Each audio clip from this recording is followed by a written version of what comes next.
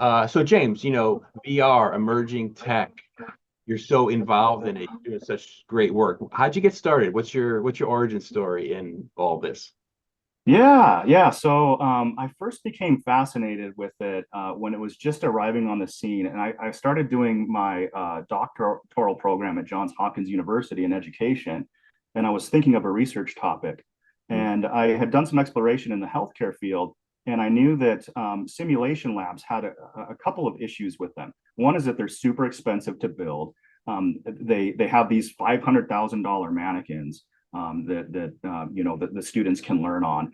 Right. But they don't have access to those spaces a lot of the time. A lot of the time it's used for stakes testing.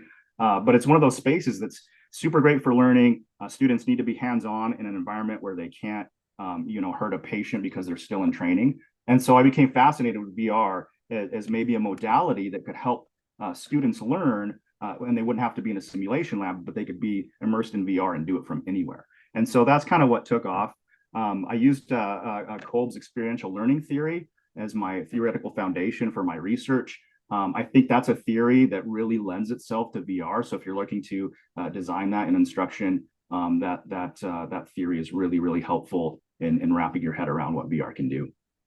Great. We'll link to some of Cole's work in the post so people can get a sense of Yeah, perfect. I think is important and how you tied it into emerging tech and VR. Great. Great.